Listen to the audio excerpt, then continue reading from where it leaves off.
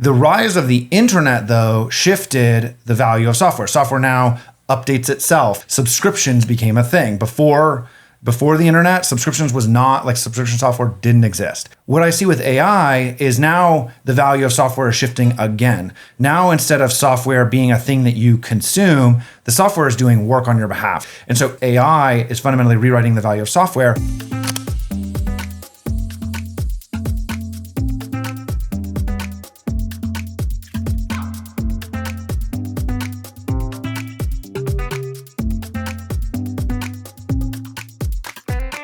Welcome back to Founder Mode, the show where we talk to builders who aren't just chasing revenue, but making it smarter.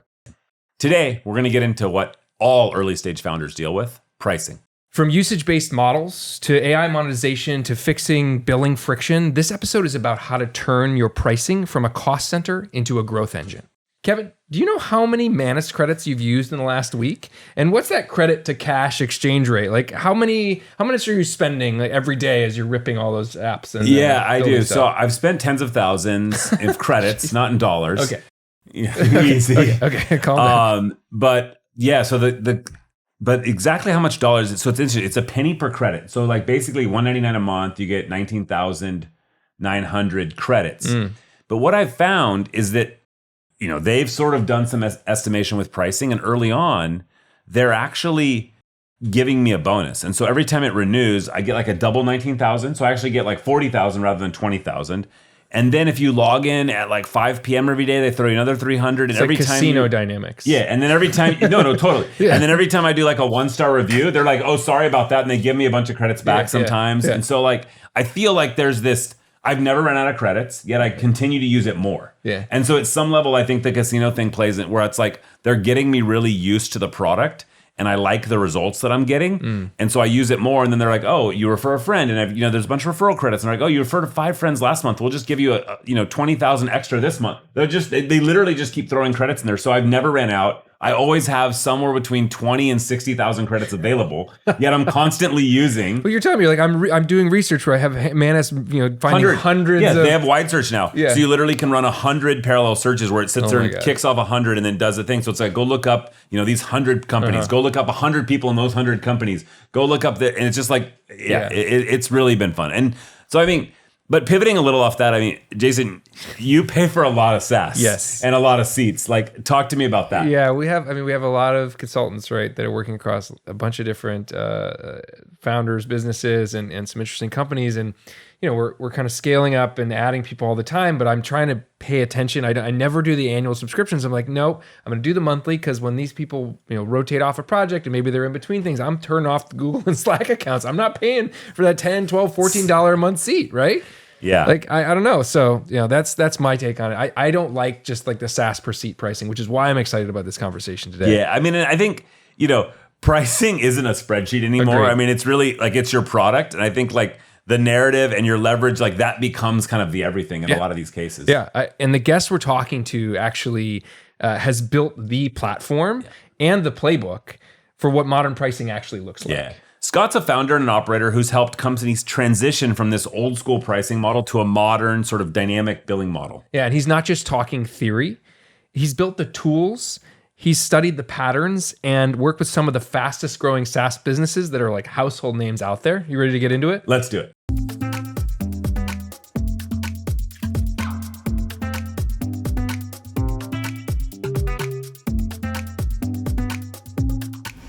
Scott, welcome to Founder Mode. You've helped rewire kind of modern software companies think about revenue from fixed plans to flexible and now to real-time billing. We'd love to see kind of and talk through like where pricing breaks and what founders can do to fix it. And so happy you're here. Awesome. Well, thanks for inviting me. I'm super excited to talk. Pricing is like one of the, I would say, the harder parts of running a business, and it's something that we get to spend all day, every day working on. So I'm excited to chat about it. Awesome. Yeah. So you've said that pricing was always the pain point. What was that kind of irritation or thing that sparked this whole journey for you? Yeah. So before I started Metronome, I actually worked at Dropbox for a long time, for about 7 years. Oh, wow. And I ran what we called monetization engineering. So the kind of think, what happens when you sign up on the website, and then how do you get through the funnel and then ultimately become a paying user? We owned that entire journey.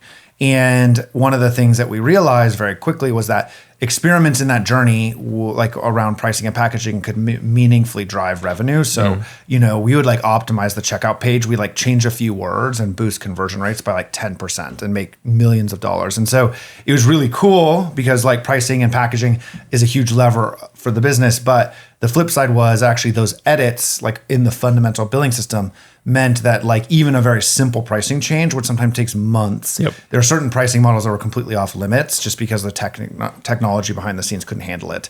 And so that was the spark. It was this idea that like we should be moving much faster. We can't. And we can't because this infrastructure doesn't work very well. And that was like thing like, okay, let's go solve that problem and figure out how to like actually make it so companies can move much, much faster and treat pricing more as like a weapon rather than like kind of a, I don't know, like a reluctant thing that you have to go do. Yeah, it's a longtime Dropbox user. I've definitely moved through plans a bunch. And Yeah, sometimes exactly. you get stuck where I'm like, hey, how do I just get more of whatever I want? More people or more storage? Was there like a specific test you remember back in the day that was like, wow, that was the one that was really like so frustrating and you're like, this is broken. I need to leave and go do this thing? Yeah, I think it was an agglomeration of things. But like, so what we do now is we really focus on consumption-based businesses. And at Dropbox, there's a lot of our products that you could have thought of as being like usage-based. Maybe it's the amount of like actions the product can take on your behalf, things like that. Those we were just not even allowed to try because basically do a usage-based pricing model inside of the current architecture would have taken, I think it was quoted at like 4 years to go build out. And we were just like, well, there's literally no way that this makes any sense for us to am I go right? do. I know, exactly. So I was like, that was the kind of thing I was like, okay, well, there's something about this usage-based thing that's uniquely hard. It's like, I'm not getting 3 month, 6 month quotes. I'm getting year quotes. Let's go study that problem and then go figure out why is that so hard? What is different about usage and consumption? And can you make that faster? Because if you can, then you'd unlock this entire new business model set. So you made the case that like this traditional seat-based pricing, like I love, as you talk about usage and consumption, it makes so much sense to me, but like there's still so many products that build that way. And now we're in this AI era where we've kind of moved to credits and tokens. Like traditional pricing, I think you even have said like, it's not going to survive the AI era. I would love to hear more about how you think about that. Yeah, the way that I think about it actually is if you take a step back to like the 90s and you remember, I'm like old enough to have gone into Newegg and like bought software, like Like a physical disc. Yeah, and the box. then like install it on a computer and you pay $60 and that's it, right? Yeah. And there's no updates to it. And then you like buy an expansion pack or something like that. And that was how software in the 90s worked. And like business software was bought same way, but instead of you installing it, it's installed on a rack in a server, but it costs a fixed amount of money. You like own the bits. The rise of the internet though shifted the value of software. Software now updates itself. Like you log into Asana today and you log in it tomorrow and the product actually changes. Like because the internet allowed a continuous delivery of new value to the product, it forced the creation of a new monetization model. So subscriptions became a thing. Before the internet, subscriptions was not like subscription software didn't exist. So seats and subscriptions was born during the internet. And the cause of it was that the fundamental value of software was shipping from something I buy and install to something that continuously updates itself. And its value scales as the number of people in my org have access to it. And so like actually the subscription model was a contingency based on the fact that the internet came along. And what I see with AI is now the value of software is shifting again. Now, instead of software being a thing that you consume, the software is doing work on your behalf. So if you're familiar with like Intercom, those agents actually reply to emails on your behalf. The software is doing work. Humans are, maybe they're setting up the agents, but they're not doing work using the software anymore, at least not in a lot of number of cases. And so agents AI is fundamentally rewriting the value of software. And much like the internet, the change in value of the internet caused a business model shift. What is happening in AI is the value of software is changing, and that is forcing a new commercial model to come in.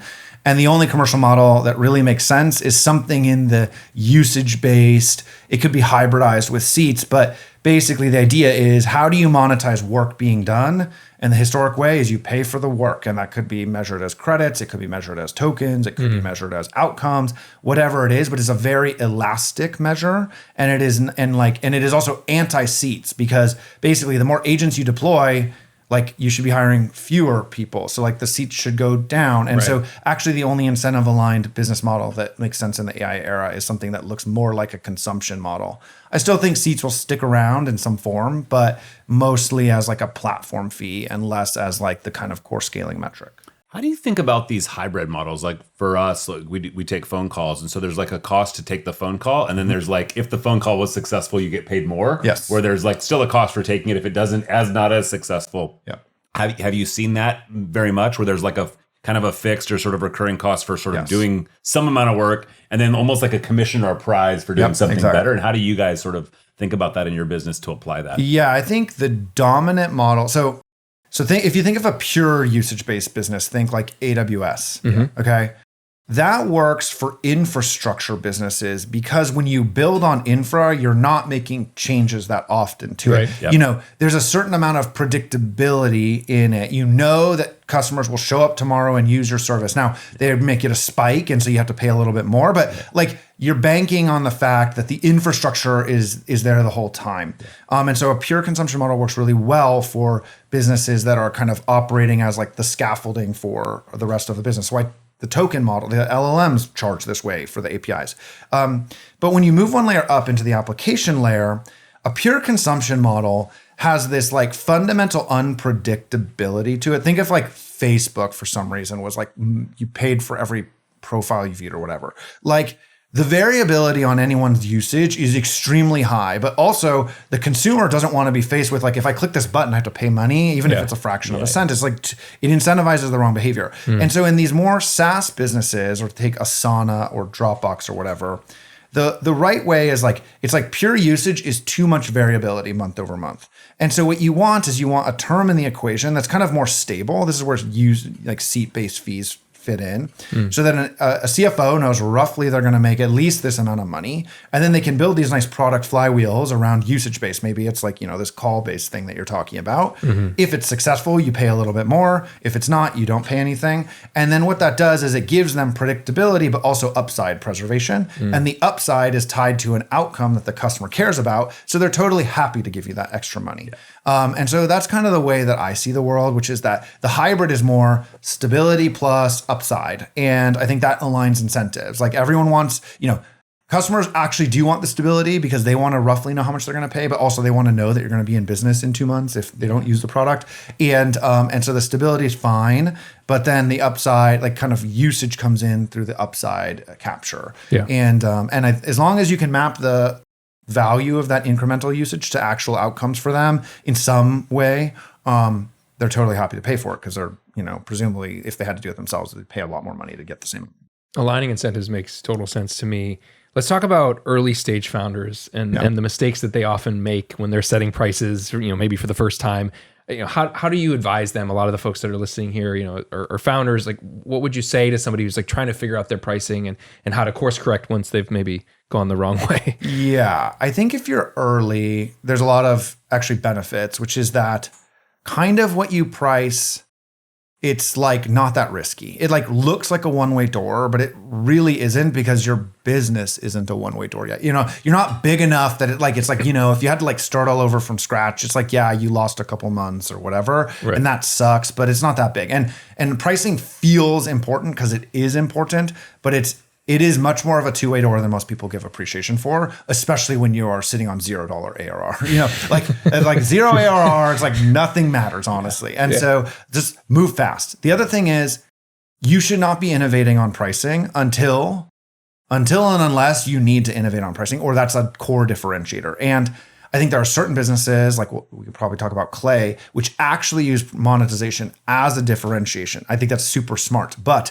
they didn't do that until they had a product that was also differentiated. And so what I would say is start by focusing, like in the early days, your job is to make your product differentiated, and you will probably exist in a market, and that market probably has a dominant commercial model.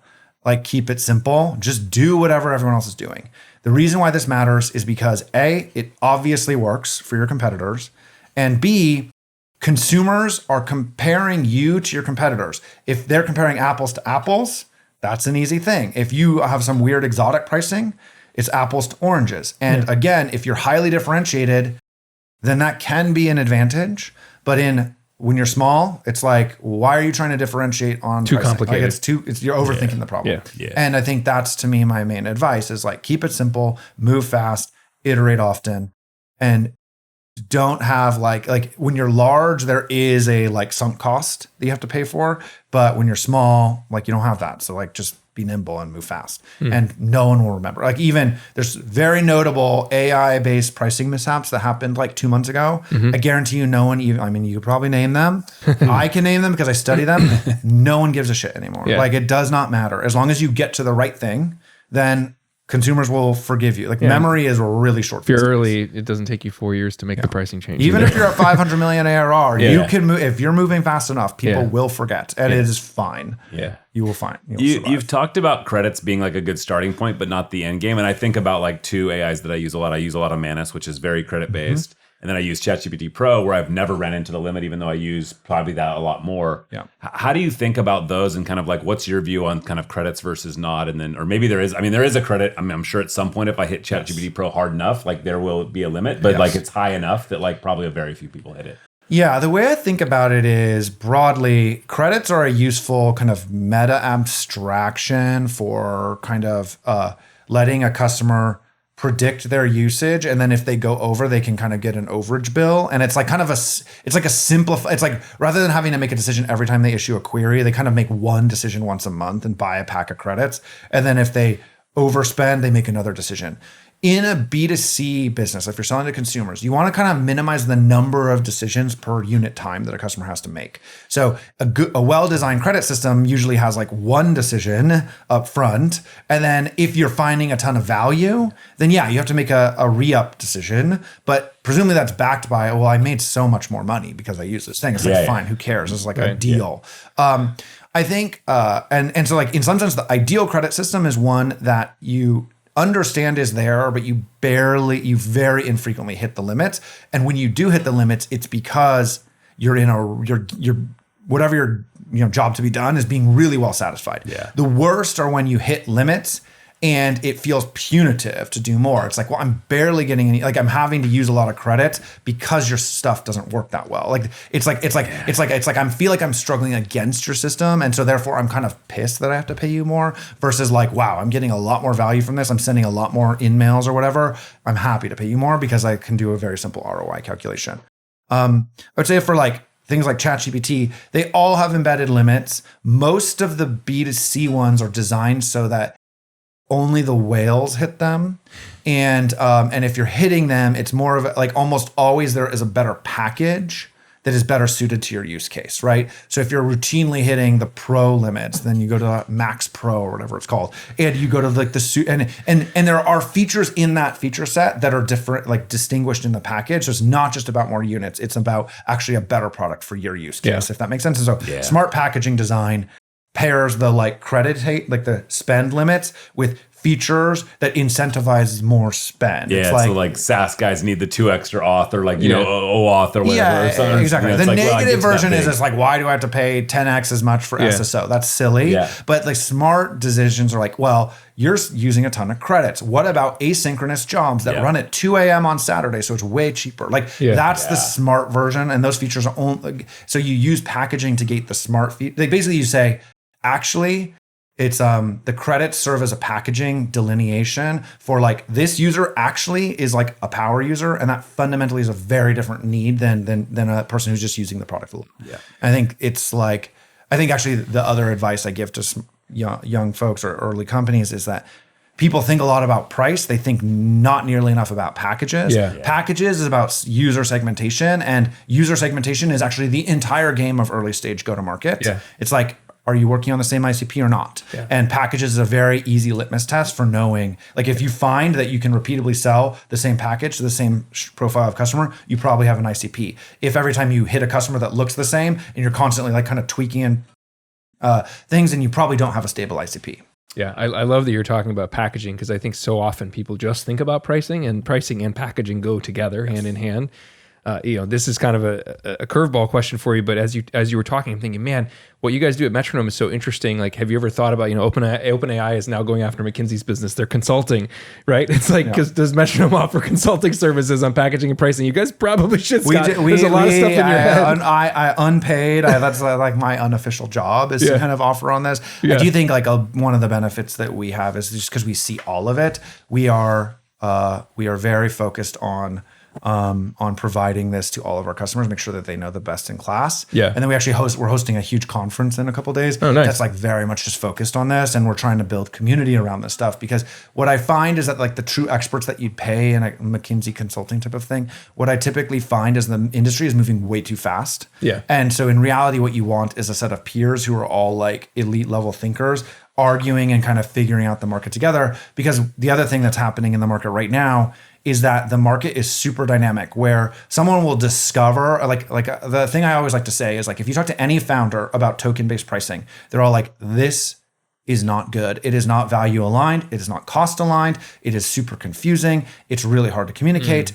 And yet the entire industry has standardized on it because the first mover in the space happened to be the biggest mover in the space, and they set a precedent. Yeah. I think they set a precedent that worked for them at that point in time. It was very simple, but I think what we can all agree on is that it does not feel like the right way to encode this stuff. It's not the And end, now yeah. we're trying to find the right one. Yeah. And once someone does, then like the industry will reconverge on What do you that. think is the biggest risk founders face when they're monetizing AI?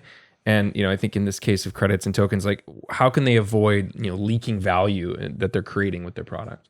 Yeah, I think generally in the early days, I got this advice very early with Metronome, and I think it's important advice, is think about pricing as a product attribute. Am I the Porsche of whatever the heck you do, or am I the like Fiat, or am I the like Honda Civic? And it's not to say that the one car is better than the other, right? Like if you're trying to drive around the city, a Porsche is a pretty bad car. But if you're trying to like look cool, it's a pretty good car. And I think what people misunderstand is that like pricing is a signal to the market, right? And it literally determines how your business will win. And so when you're thinking about pricing, it's like, do I want to be like Amazon, the low cost player that wins over time by compressing margin and basically starving the like low end of the market, and then give up the consulting fee, blah, blah, blah, the huge deep deployment stuff? Or am I the opposite? Do I want to be the like elite group? And it's like, yeah, you pay a price premium to use our product. And that's because it's packaged with great services and it's a better product. And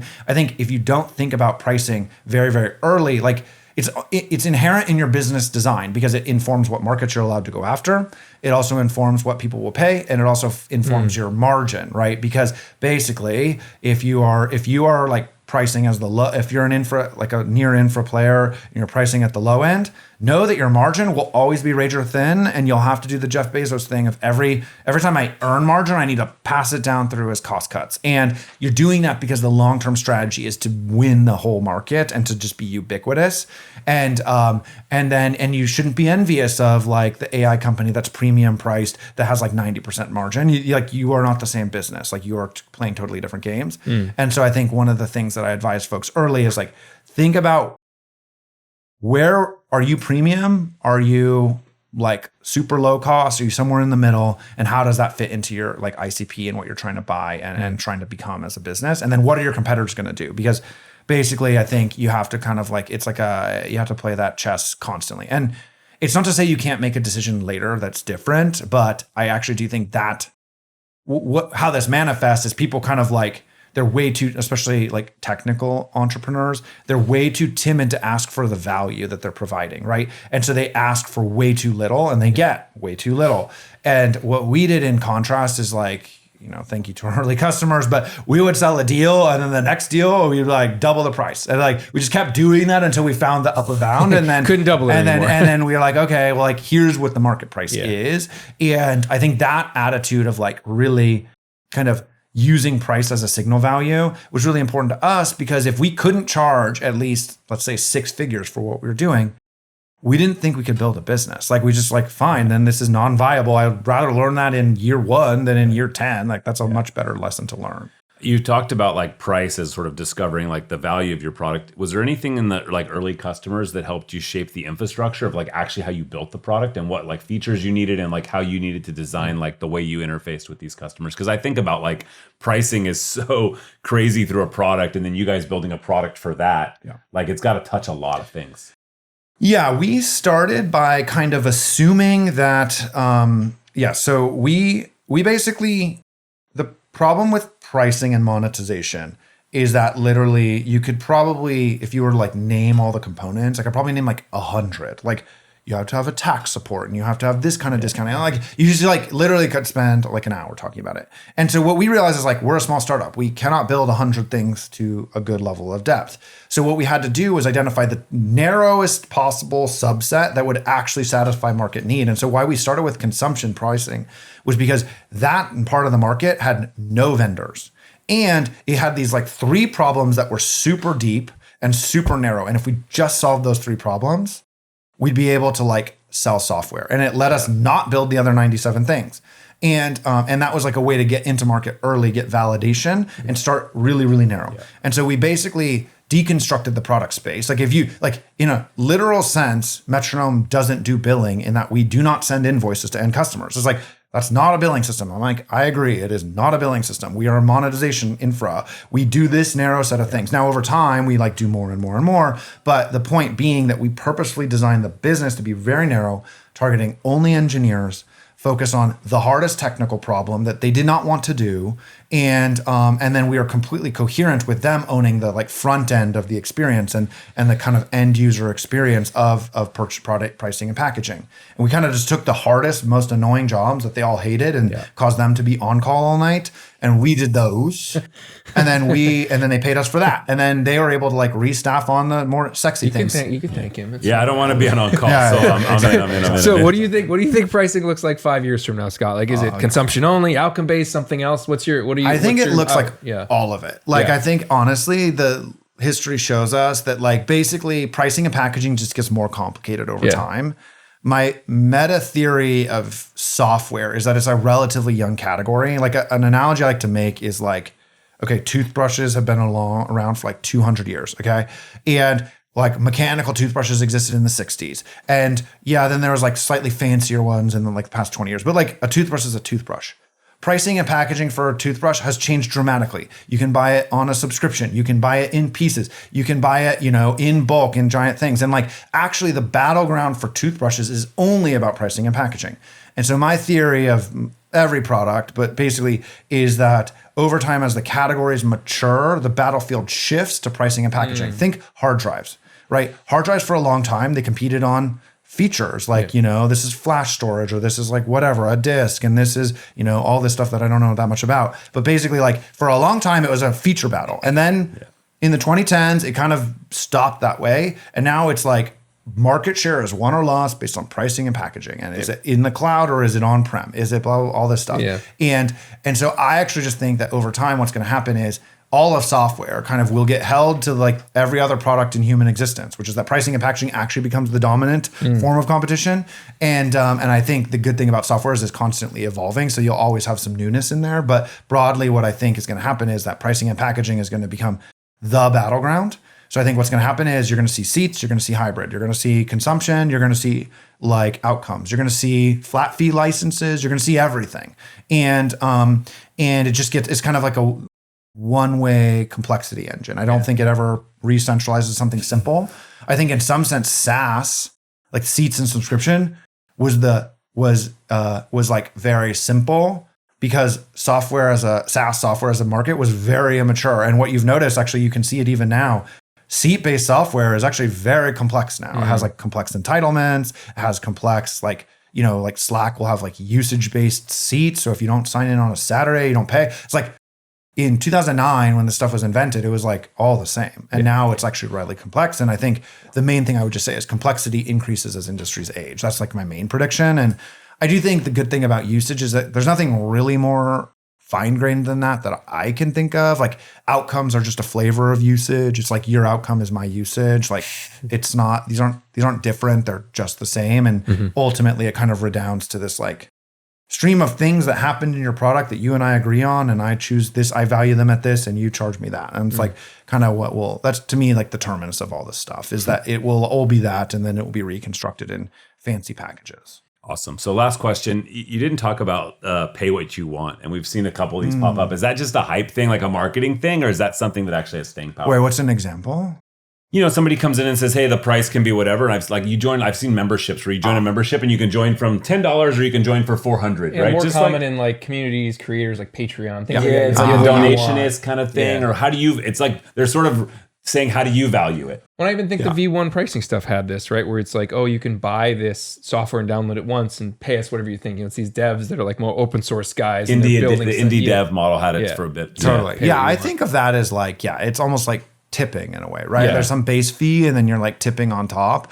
And, if you get a ton of value, you get a lot. I think that makes a lot of sense in places like basically that kind of pricing works. Like it's interesting, actually. There's different types of pricing that work depending on your trust model. So this is a high trust model, right? Because basically I'm going to give you a lot, like I am trusting you, the community, to take care of me, the creator. And basically the more of a relationship you have with me, the more you're going to pay. The more you have more money in your pocket, you're going to give me more. I think actually outcome-based pricing is another very high trust model or it only works in high trust environments because basically outcome-based pricing in theory is like, I am paying you for some business outcome that occurred. Let's say that like there was some magic sales bot and it drove sales. Okay. In order for that to be priced as outcome, the following conversation has to happen. You and I agree this bot did some work. And, I objectively made $5 million this quarter. What percentage of that do I attribute to the bot versus the humans that are involved? And what is the uplift? The only way to even have that conversation in any way that's sane is if you and I have a deep level of trust. And so the way we see outcome-based pricing actually working isn't like, let's take that exact example. What would happen is you do a 3-month trial of the software. And basically you baseline the pre-bot revenue and then baseline the post-bot revenue. And you say, look, the spread is this, and we're going to charge you X% of the spread. And then next quarter, we're going to true up. We're going to do the same experiment. And we're just going to basically goal ourselves on increasing the conversion rate or whatever. But think about that entire like journey. I have to trust that your revenue number is real and you're not like hiding. I don't have access to your systems. And so it only really works in these more high ROI use cases, so like call center replacement. This actually works pretty well because the deployment cycle is 6 months and I'm on site with you and I'm seeing that you're literally not hiring people. And so I'm like, cool, that headcount never appeared on your P&L. I'm going to charge you a fraction of that. That's why like Palantir kind of gets to this level of thing, but it really does require a deep trusting relationship. And so for me, I actually think one of the interesting things is that like, depending on the trust level between you, consumer and vendor, you can actually get to very different outcomes, but also just different pricing models. So yeah, makes sense. Where can people follow you, Scott? How can they find you online, and where can we send them to learn more about Metronome? Yeah, so I'm like primarily on LinkedIn. I think like I spend my time in the cringe factory, but it's fun. And then the other is just our website is metronome.com. Any offer for our like founder mode listeners, companies that are looking to definitely just send me a note, and we'll make sure you get the founder mode. We can price. include the Scott email in the show notes so they can reach out to you. Sure, fine. It's fine. I'm a founder. I'm used to it. Or you can email sales at Metronome and mention founder mode. And there we go. We'll do that. We'll make sure you get taken care of. I think I think especially if you're early, we have pricing that's really designed that it's like frictionless pricing. Nice. And so if you're like very early, what we typically say is it's nice to get these systems set up, but our core scaling value metric is you should make more money. Obviously, if you're 0 ARR, 0 times any number is 0, it's fine. We'll make sure that it works for you and that you actually find value. And our goal in that first stage is to help you discover repeatable product market fit and use pricing as a part of that. So our goal is not to monetize you. So, but yeah, we're super excited to work with companies from public companies down to like 2 people in a garage. We have customers of all stripes. Awesome. Thanks for being here. That was super sharp and appreciate it. Sweet. Thanks, Scott. Thanks. Take care. That was an awesome conversation. So good. Scott showed us how pricing isn't just math, but it's really just a critical part of your strategy. Yeah, and he reminded us that billing, when done right, isn't invisible. It's a product and a growth tool and a competitive edge. Kevin, what were your top 5? Yeah, so I think the big one, and we're seeing this, AI sort of drives this usage and sort of outcome-based pricing. Hybrid's going to become more common, right? It's this really like, seats plus usage, and that gives you this stable base, but also the upside when things go right. Yeah. And then for early stage, it's really just copy the market, right? Don't try to invent yourself. Don't try to do anything crazy. And then just be willing to iterate fast. Yeah. Packaging is sort of bigger than price, to really understand segmentation and like, are you selling and have you nailed your ICP? And then price really is that kind of long-term positioning test, like testing that ceiling daily. Like, are you actually understanding where you fit in the market and what the value that you're closing? If this helped you rethink pricing or made you realize that maybe your billing system could use a little work or is holding you back, send this to your CFO or your product team. And if you're enjoying Founder Mode, drop us a review, like, subscribe, or a comment, and send this to somebody who, thinks about dollars and cents. That's it for today. Because in SaaS, what you charge is just as important as what you build.